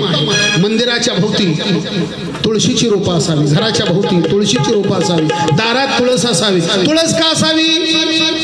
शास्त्रीय कारण वेगळं आहे आणि वैज्ञानिक कारण वेगळं आहे.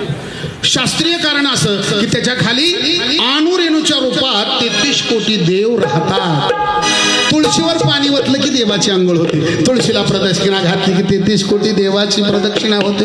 तुळशीला नमस्कार केला, दिवा लावला, सगळं जगातलं सगळं तिथंच घडतंय हो. त्यामुळं तुळस. आणि वैज्ञानिक कारण काय आहे तर हवेमध्ये असणारे कीटक, हवेमध्ये असणारे व्हायरस मारण्याची ताकद तुळशीमध्ये आहे. आणि तुळशीला जास्त महत्व काय, माळकऱ्याच्या गळ्यात माळ असल्यावर बघा, आणि बिगर माळकऱ्याला सुद्धा मृत्यूनंतर 2 तरी तुळशीची पानं तोंडात घालावी लागते. आयुष्यभर काय केलं नाही निदान ह्या 2 पानानं तरी उद्धार झाल्याशिवाय. म्हणून तुळस अशा अवस्थेत या ठिकाणी सप्तशृंगी आर्तपीठ म्हणून मानली जाते. त्या ठिकाणी चैत्र पौर्णिमेला धज लागते आणि शिवकुंड नावाचं कुंड आहे आणि त्या ठिकाणी भक्त मंडळी आंघोळ करतात. अशी ही 3.5 पीठाची कथा या ठिकाणी संपत आहे. आणि आपल्या रेणुका मातेचं महात्म्य थोडक्यात सांगणार आहे. किती वाजले आहे का वेळ? आता टायमिंग बंद करायचं संपलाय, पण आयोजकांनी सांगितलंय वाढवा थोडस, म्हणून एक अर्धा तास आहे का तुम्हाला सर्वांना वेळ? कारण का प्रपंच आहे, प्रपंच हा खेळ लई हेंगाडा. प्रपंचातनं वेळ काढून तुम्ही आलात, मी तुम्हा सर्वांचा आभार व्यक्त करतो. प्रपंच कसा आहे 1 मिनिटात सांगतो आणि लगेच पुढे जाऊ, जास्त वेळ घेणार नाही मी तुमचा. प्रपंच कसा आहे? एका गावामध्ये अखंड हरिनाम सप्ताह चालू होता. मोठमोठे महाराज कीर्तन भजन करत होते, भारुडं सुरू होती, वेगवेगळे कार्यक्रम चालू होते, जागराचे कार्यक्रम होते, कथाकार कथा सांगत होते, गाव जमा होत होता. पण एक श्रीमंत मात्र त्या कीर्तनात बसत नव्हता. येणार आणि देवळाच्या बाहेर 5 मिनिटं असा उभा राहणार, निघाला, गेला, जाऊन झोपला. मग एक दिवशी महाराजांनाच राहवलं नाही. महाराज म्हणले त्या माणसाला बोलवा. म्हटल्यावर बोलवून घेतल्यावर विचारलं. आता कीर्तनात बोलत नसतात, कीर्तन थांबवत नसतात, हा नियम आहे. तरी पण महाराजांनी माफी मागितली सगळ्यांना, त्यांना बोलवून घेतलं. म्हणले बाबा तुम्ही 5 मिनिटं थांबता आणि जाता, याचं कारण काय? हो महाराज म्हणले माझं नवीनच लग्न झालंय. म्हणला लय सुंदर बायको आहे माझी, मनच रमत नाही हो इकडे तिकडे. म्हणला मित्र सुद्धा सोडून दिल्यात म्हणला मी नीट घरी. आता ही लई मोठा कार्यक्रम आहे आणि मी इथं येणं गरजेचं आहे. 5 मिनिटाची तरी व्हिजिट महत्वाची आहे ना, तर गाव नावं ठेवील म्हणून येतोय. म्हणला लई लाड बायको करते माझा आणि माझ्यावरतीच आणि तिच्यावर माझा लई जीव. असं ठीक आहे म्हणला, उद्या काल्याचं कीर्तन संपलं की तुमच्या घरी येतो म्हणला. कोणाचं प्रेम कोणावर किती आहे तुम्हाला लगेचच प्रत्यक्षित तिथं दाखव. गेला सकाळी काल्याचं कीर्तन संपलं. महाराजांनी आवर्जून आयोजकांना विचारलं, म्हणजे ते आमच्याचं घर कुठं आहे, मला तिथं न्या. महाराज गेल्याच्या नंतर काय फुलं टाकलेत, पायघड्या टाकलेत, महाराजांना बसण्याची व्यवस्था खास. महाराज बसले, गाळजला, दुधाचा ग्लास भरून दिला, महाराज दूध पेले निवांत. आणि मग म्हणले अजून एक ग्लास आणा. म्हणले का? आणा तरी. आणला. जवळची खिशातली एक पुडी काढली, सोडली, त्यात टाकली. असा असं असं हलवलं की म्हातारीला बोलवलं. आईपासून सुरुवात. म्हातारीला म्हणली या. आली म्हातारी जवळ बसली. लय एकावर जीव आहे म्हणली माझं एक होतं एक काय सांग लय जीव आहे म्हणले हो. अहो काय सांगू म्हणले आता जर मला देवानं बोलिवलं तर ह्याच्याहून मी ओवाळून जावे. म्हातारी म्हणली असं करा म्हणले. मग तुमचा शब्द खरा तुमचा जीव लेकावर आहे म्हणले हो. ही ग्लास प्या. ही माझ्या हातातलं ग्लास तुम्ही प्या. तुम्ही मरणार तुमचं आयुष्य लेकाला लागणार. ओके.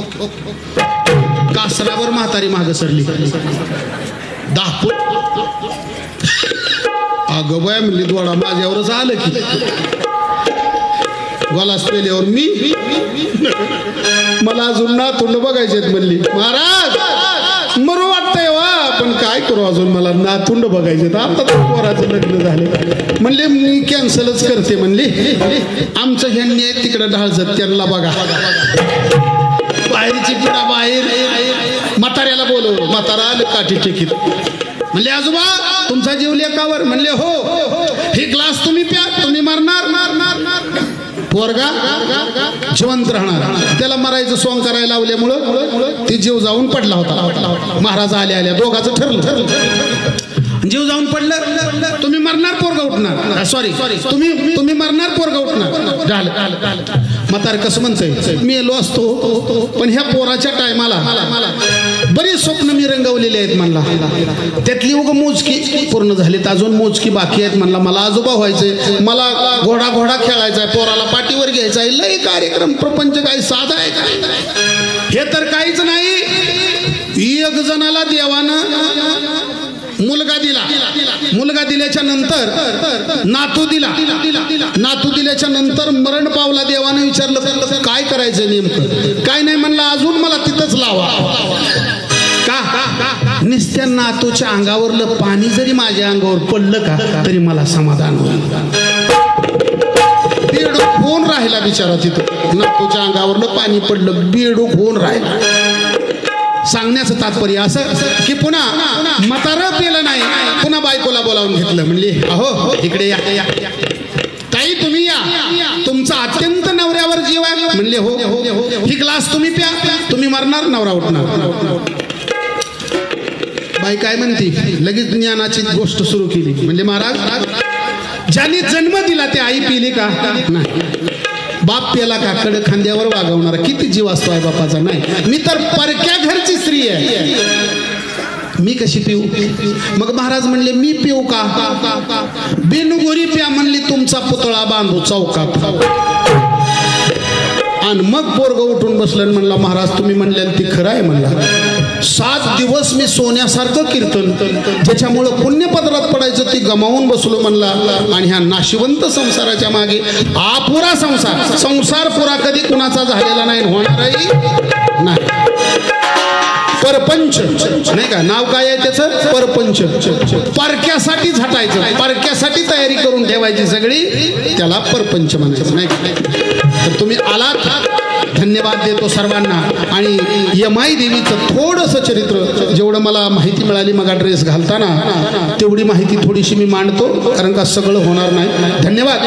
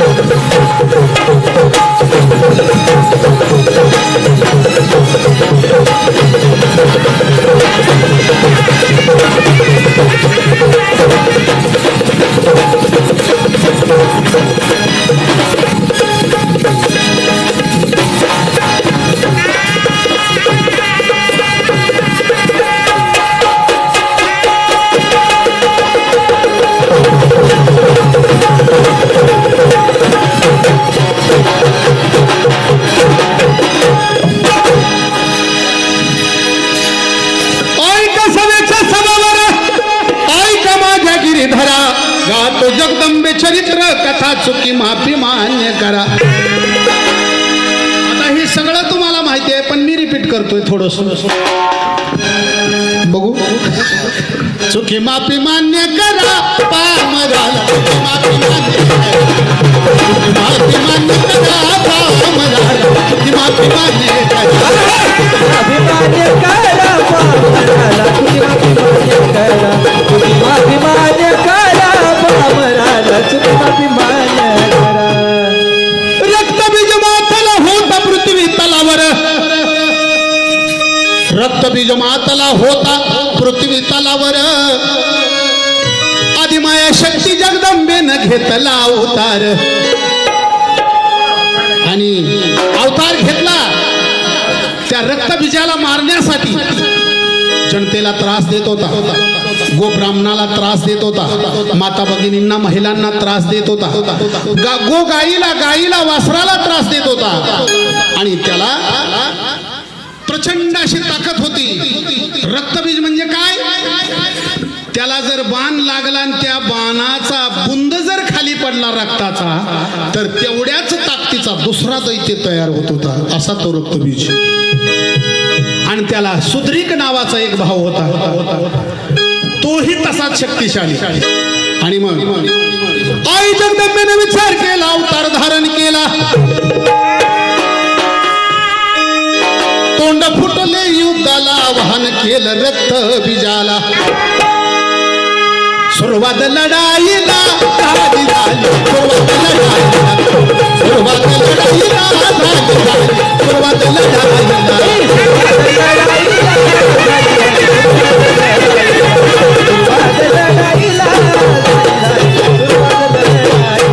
लढाईला सुरुवात झाली. जगदंबेनं वेगवेगळे अस्त्र हातात घेतली, खडग हातात घेतलं आणि त्या दैत्यावर चाल केली. रक्ताच्या चिळकंड्या उडल्या आणि उडल्याबरोबर रक्तबुंद खाली पडली. अनेक दैत्य तयार झाली, अनेक वेळा रक्त सांडलं, अनेक वेळा दैत्य तयार झाले. पृथ्वीवर पाय ठेवायला जागा नाही इतके दैत्य निर्माण झाले. आई साहेबांच्या लक्षात येईन आता करू काय. मारायला जाते याचं रक्त सांडतंय, दुसरे दैत्य निर्माण होतात. म्हणून थोडा वेळ तिनं चिंतन केलं, आणि आई साहेबांनी चिंतन केल्यावर त्यांच्या लक्षात आलं की आपल्याला काय करायला पाहिजे. आणि मग त्याचा बुंदही खाली पडू द्यायचा नाही. काय करायला पाहिजे? रक्ताचा बुंद खाली पडू द्यायचा नाही. म्हणून आई साहेबांनी जगदंबेने काय केलेलं आहे? जगदंबेने विचार केला, बीजमंत्राने पात्र केलं. अशा वेळेला पात्र घेऊन हाताला, खडग घेतील हाताला, अष्टभुजा असा अवतार धारण केला, आणि दैत्याची शिंदी पकडली आणि वार केला, आणि रक्त धरलं, वरच्या वर रक्त पात्रामध्ये धरलं, आणि दैत्य गतप्राण झाला, धरणीला पडलेला. दैत्य धरणीला पडल्याबरोबर आई साहेबांचा विजय झाला. स्वर्गातनं देवानी फुलं टाकली. आई राजा उधो सदानंदीचा उधो नावाचा गजर केला, फुलं टाकली. आई उभी राहिली, हातात पात्र आहे. मग घनघोर युद्ध सुरू होतं. दिवस आणि रात्र संपत नव्हतं युद्ध. 1000 वर्षापर्यंत आई साहेबांनी युद्ध केलं. 1000 वर्षापर्यंत युद्ध करून त्या रक्तबीजाला संपवलं. आमदारात लपून बसायचा आणि अचानक हल्ला करायचा. आई साहेबांनी पदर फाडला, पदराचा काकडा वळला आणि काकडा पेटवून त्या उजेडानं बघत गेली. कुठं आहे काकडा? जो आहे तो पोत झाला, आणि हातातली पात्र आहे ती परडी झाली. तेव्हापासून पोत आणि परडी निर्माण झाली, त्याच्या अगोदर नव्हतं. आणि मग तेव्हापासून ही प्रथा 5 घर जोगवा मागणे, उपास सोडणे हा कार्यक्रम नवरात्रामध्ये असतो. अशा अवस्थेमध्ये आई साहेबांचा विजय झाला, जगदंबा विजय झाल्या. सुद्रीक दैत्याला राग आला, आणि मग सुद्रीकाने विचार केला, सैन्य जमवल्या. अशा वेळेला चालून गेला रणांगणाला, आव्हान केलं जगदंबेला. आव्हान जगदंबेला, बाई बाई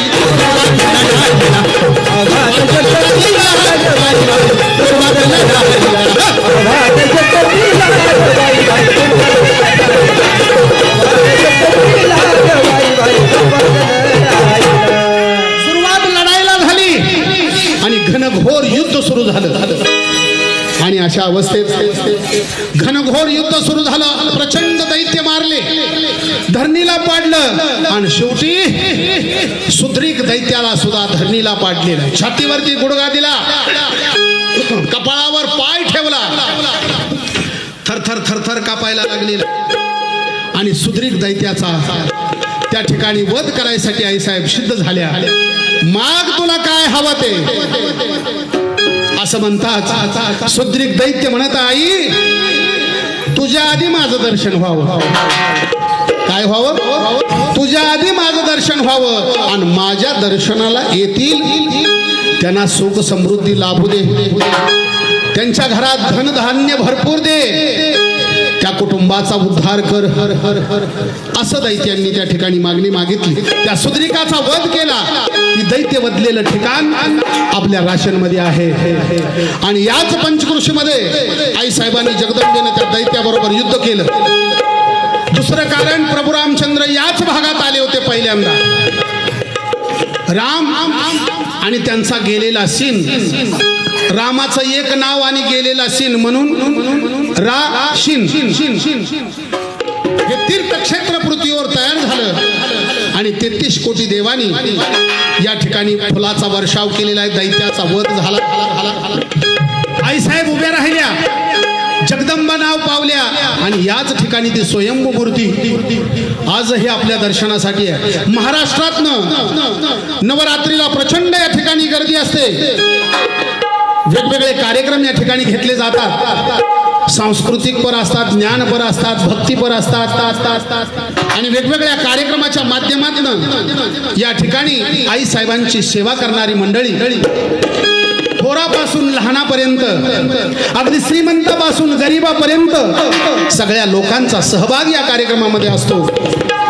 हजारो क्विंटल साबुदाणा शिजला जातो. असंख्य फराळ करणाऱ्या लोकांना, देवी भक्तांना आवर्जून वाटला जातो.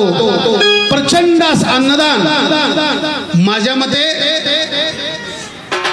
एवढं कुठंच नाही, इतकं प्रचंड अन्नदान ह्या राशनमध्ये होत आहे आणि ते आता चालू आहे. आणि शतचंडी यज्ञ हा प्रकार हा कधी असतो? 12 वर्षातून एकदा. जेव्हा सगळे ग्रह एका लाईनीत येतात, जे नवग्रह जे आहेत हे सगळे ग्रह एका लाईनीमध्ये ज्या वेळेला येतात आणि त्याची सावली ज्या तीर्थावर पडते त्या ठिकाणी कुंभमेळा घडतो. प्रयागराज ठिकाणी ह्या वर्षीची सावली पडलेली आहे म्हणून त्या ठिकाणी दिव्य भव्य असा सत्संग झाला. महाकुंभमेळा त्या ठिकाणी झाला. 350 वर्षाचे साधू सुद्धा त्या कुंभमेळ्यामध्ये होते. काही चमत्कारिक लोक होती. असं बोट लावल्याबरोबर अग्नी लावणारी माणसं होती. बरीचशी विद्वान मंडळी त्या तीर्थाला आली होती. आणि सगळे ग्रह एका लाईनीत आल्यामुळं हा सतचंडी यज्ञ या राशींमध्ये केला जातो. माझ्या मते मी त्रिचंडी ऐकला, सप्तचंडी ऐकला नाही का, नवचंडी ऐकला यज्ञ, पण ही शतचंडी पहिल्यांदा ऐकला. येत्या 25 वर्षात एवढा मोठा यज्ञ करणारी माणसं फक्त राशींमध्ये मला बघायला मिळाली. फार मोठी गोष्ट आहे. एवढं मोठं पुण्य आहे. यामध्ये कुणी झाडू मारायला असेल, कुणी पंतरवाळी उचलायला असेल, कुणी वाढायला असेल, कुणी भोजन करायला असेल, कुणी रांधायला असेल, नाही का, सगळ्याला भरपूर असं पुण्य या शतचंडी यज्ञाचं मिळणार आहे. आणि शतचंडी यज्ञ का करायचा त्याचं कारण आहे. शतचंडी यज्ञाचं जे पुण्य आहे ते फार श्रेष्ठ आहे. या शतचंडीमध्ये ज्या लोकांनी भाग घेतला, अगदी वाचकापासून पूजेला बसलेल्या जोडीपर्यंत, नाही का, शतचंडी यज्ञाचं पुण्य काय आहे? आपल्याला मणिदीप मिळवून देणार हे पुण्य आहे. आता मणिदीप कुठं आलं? स्वर्गाच्या वरी, अंतराळाच्या वरी, कुठंतरी वरी स्वर्ग, 21 स्वर्ग म्हणतात, नाही का, नाही का, 21 स्वर्ग. स्वर्गाच्या वरी कितीतरी उंचावर, लाखो हजारो किलोमीटर अंतरावर वरती मणिदीप नावाचं ठिकाण आहे. आणि पहिला दरवाजा लोखंडाचा, दुसरा दरवाजा रुपयाचा, त्या ठिकाणी वेगवेगळं सैनिक. तिसरा दरवाजा चांदीचा, त्या ठिकाणी स्त्री शक्ती सैनिक. सगळ्या शक्त्या वेगवेगळ्या आपल्या अश्वावरती आपल्या रथावरती आरूढ होऊन आपल्या आपल्या हातामध्ये लढण्याचं साहित्य घेतलंय आणि ती नुसती हुकुमाची वाट पाहत आहेत. हा म्हणलं की लढाई सुरू नाही का, हा म्हणलं की लढाई सुरू. अशा पोझिशन मध्ये शक्त्या त्या चांदीच्या दरवाजातून आत गेल्यावर लोकांना म्हणजे दिसतात. थोडक्यात सांगायचं म्हणजे मणिदीपाकडे जाण्याचं वर्णन कसं आहे थोडक्यात माझ्या बुद्धीप्रमाणे मी सांगतो. चांदीच्या दरवाजामध्ये सर्व शक्ती आतल्या बाजूला रक्षणासाठी थांबलेल्या आहेत. वरी जाणारा रस्ता रोखून धरतायत. इमर्जन्सी पथक कसं असतं बघा पोलिसांचं, 100 नंबर दाबला की आली इमर्जन्सी नाही का अडचणीला, तसं त्या चांदीचा दरवाजा ओलांडून आत गेलं की तिथं सोन्याचा दरवाजा लागतो. सोन्याचा दरवाजा, सोन्याच्या भिंती चौकडून संरक्षण भिंत सोन्याची, जबरदस्त शक्ती, त्याही पेक्षा मोठमोठ्या शक्ती त्या ठिकाणी असतात. तिथून पुढे गेल्याच्या नंतर हिर माणिक पाचू असे मडवलेले असंख्य दरवाजे लागतात आणि त्यातून आत गेल्याच्या नंतर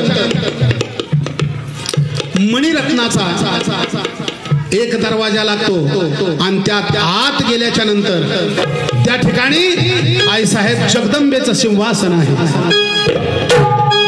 जगदंबा सिंहासनावर बसलेली आहे, शंभू महादेव जवळ आहेत आणि सर्व इतर शक्त्या त्यांचं संरक्षण करण्यासाठी त्या ठिकाणी आहेत. ही जगदंबेचं ठिकाण, त्याला मणिदीप असं म्हणतात. त्या मणिदीपामध्ये माणसं नाहीये, देव सुद्धा नाही, देव स्वर्गातच आहेत.